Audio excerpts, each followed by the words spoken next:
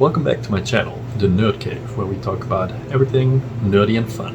Today, I want to talk a little bit about Steam Deck video games. Specifically, the ones that say graphic settings cannot be configured to run well on the Steam Deck. Before we get started, I just want to say that I have a pretty high bar for tolerance, for stutter, and all that kind of stuff. I'm from the N64 era, so we used to play video games that were basically slideshows. Yeah, basically all I care about is that I can play it on the go.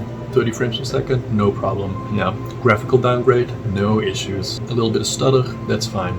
As long as I can, in general, kind of keep the 30 frames per second, I'm happy with it. Having said that, I want to look into 5 games. I'm going to look into Returnal, Jedi Survivor, The Medium, Aliens Dark Descent, and Total War Warhammer 3. All 5 of these games are classified as not Steam Deck compatible, and I want to see how they actually play. Let's start with Returnal, the first game that has the graphics cannot be configured message. I like this game. I've played it quite a bit on the Steam Deck. You play as Selena Vassos, an astronaut who crash lands on the planet Astropos and discovers that she can't get off the planet anymore. If she dies, she comes back and she returns, kind of like Groundhog Day. The game is set up like a roguelike and it plays as a sci-fi adventure game. The planet you play on is procedurally generated, gives off some really good alien-like vibes. It's really well done. This used to be a PlayStation 5 exclusive and was brought to the PC. I never finished the whole game.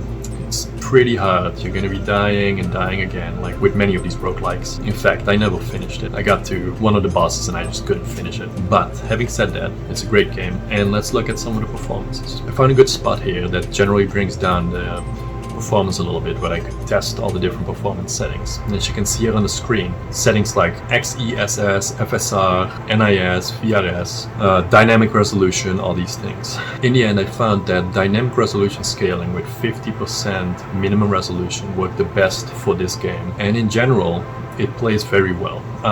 Like I said, I have 7 or 8 hours on this game on the Steam Deck, and I enjoyed it very much. The graphics have a significant downgrade, but overall it looks pretty decent, and it holds the 30 frames per second FPS limit that I set for myself pretty well. Transitioning to other areas is the biggest hang-up, and this is where it slows down quite a bit. Other than that, fights and battles are generally pretty good, with some larger scale battles and larger scale enemies having a little bit of slowdown, maybe to the 28, 27 frames per second, but nothing that I couldn't see past. But then again, like I said, my threshold for jank is pretty high. Overall, I would totally recommend this game. Even though it isn't recommended by Valve, I would say this is totally playable. I had no problems with this game whatsoever. Next up, Jedi Survivor. As you might have heard, it's not the best optimized game, and this is actually one of the reasons why I maybe wouldn't recommend it yet. Even in my limited playthroughs that I did, like I played this game for maybe 2 hours or so, I had 2 crashes where I lost some progress. That's one of the reasons why I wouldn't recommend it yet.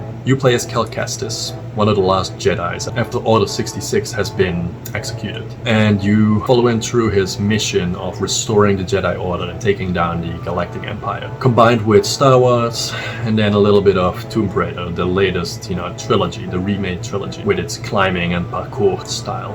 It's really well done. Throw in some lightsabers and your force powers, force pull, force slow, and force push, and you've got a really good game. It's really fun. Let's look at some performance. To start, I had everything at low, as you can see here, with ultra performance for the FSR, and this gives decent 30 frames per second frame rate with some small drops here and there, especially again with pretty much everything on the Steam Deck. When you're transitioning areas or when things get really hectic and busy, you have some slowdown to 27, 28 or so. Then again, graphics don't look great with this FSR ultra performance. So I looked at some other settings. So we dropped FSR from ultra performance to performance, and this helps the graphics a little bit while we still hold a pretty decent 30 frames per second. Few frame time spikes here and there, but overall it looks good. Next up is medium and balanced. This gives us 26 to 30 frames per second. Like, we have some more drops here, more fluctuations, especially when things get busy and hectic. And again, when we transition to different areas, we definitely have some slowdown. Overall, still very playable. Showing here on screen all the different settings I've tested. Go from medium balanced, medium quality, medium performance, all the way up to high settings, which don't really perform as well. With medium settings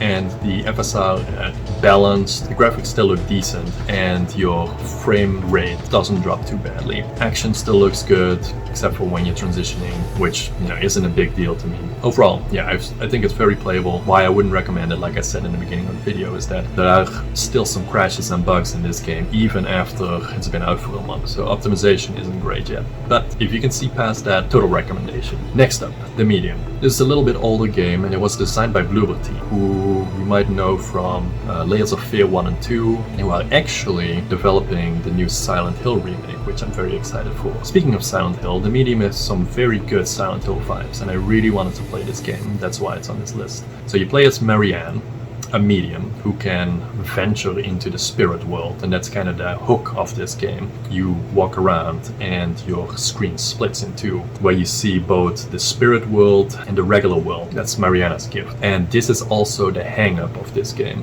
because let me tell you, this game does not run well on the Steam Deck, and that says a lot coming from me. Like I said, my threshold is pretty high. So let's go into performance. I started off with low settings and no FX fidelity, sharpening, and 50% scalability for the resolution. So pretty much the lowest kind of settings that you can have for this game. On regular kind of gameplay, where you just see the regular world with Mariana in it, you actually get pretty decent frames, 28 to 30, maybe not great, but totally play. But then boom, when the game splits between spirit world and regular world, frame rate tanks from 28 to 30 to maybe 10, 15 frames per second at the most. The Steam Deck really doesn't like the spirit world. Time to play around with the settings a little bit. So I started with fidelity sharpening 50% and upscaling 50%. Still everything at low settings to see if this helped. And we pretty much still get the 10 frames per second, no visible improvement that I could see.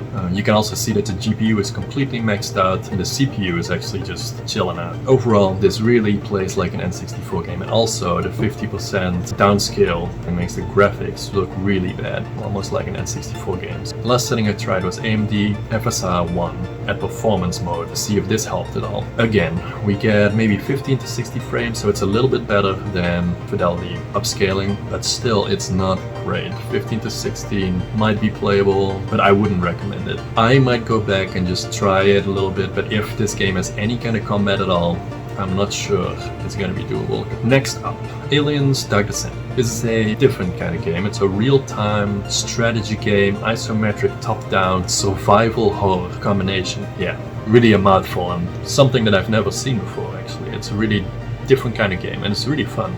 This plays 19 years after the original Alien trilogy, and Wayland and Yutani is at it again, and they've released some aliens on a ship, and you're on it, and you and your squad of 4 colonial marines have to complete missions, survive, kill aliens, that kind of good stuff. This really is a different type of strategy game. It's nothing like anything I've ever played before. It really plays like a survival horror kind of game, but then from a top-down perspective.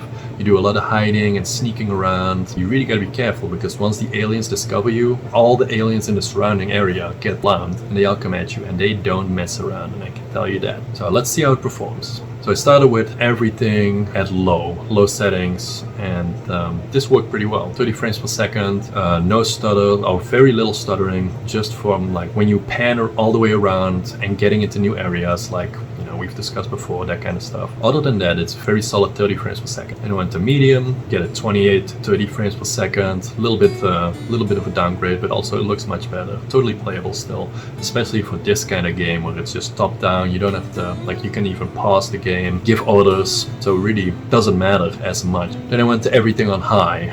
This started to take a toll on the Steam Deck. Went from 28 to 30 to 25 to 30 frames per second. So this is starting to be a little bit less playable. I would still totally play on high, and that's what I've been doing for the past 2 hours or so. Overall, I think this is a total recommendation. I would say stay on medium to low for your 28 to 30 frames per second. Looks very decent and a very fun game. Very different from anything I've ever seen. Then last but not least, Total War Warhammer 3. I played a lot of Total War Warhammer 2, which was an absolute blast. I have over 150 hours. I know that's not a lot compared to some people, but still really fun. I played a lot of it. Then Total War Warhammer 3 came out, and I ordered it right away. I didn't have my Steam Deck yet, and I didn't know it wasn't supported, which was a total bummer, because at first I wasn't sure if I could even play it. So Total War Warhammer 3 is, as the name suggests, a combination of Total War and Warhammer. It's a 4X game in the overworld, kind of like Civilization, combined with real-time strategy when you go into battles, which is really cool. You can pick one of the many new factions like the Frozen Kislev, the Daemons of Nurgle, the Daemons of Khorne,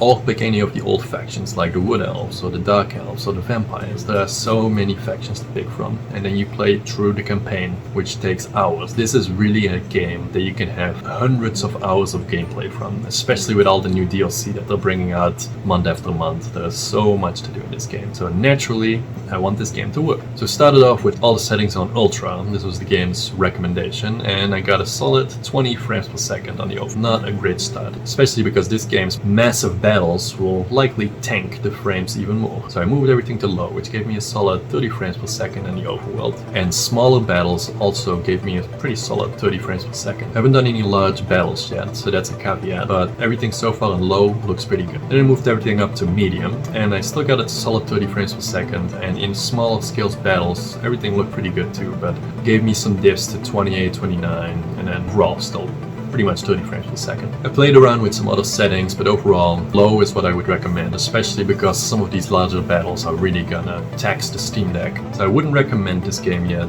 I would have to play around with it a little more and do some actually large scale battles, and I would say it plays pretty decent. Even on medium settings, it plays pretty well, but I can see why Valve doesn't recommend this game. I could see how large battles could really tank the frames. If this sounds decent to you, this is something you can handle, and you have high tolerance for jankiness and frame stutter, then by all means I would buy it. I'm definitely gonna play this, see how it handles. Out of the 5 games, we have 2 solid recommendations with Alien Dark Descent and Returnal. Those both play very well with decent graphics and hold the frames pretty well.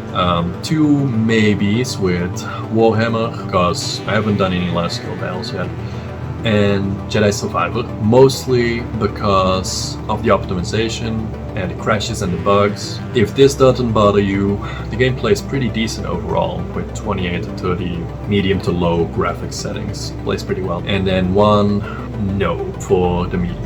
This one at 10 to 15 frames per second really isn't playable on the Steam Deck, I would say. I'm still gonna try, but I wouldn't recommend it. And with that, I'm wrapping it up. Let me know in the comments what you guys think. If you have other games that you would like me to check out, subscribe, leave comments and all that stuff. And I'll see you guys in the next one.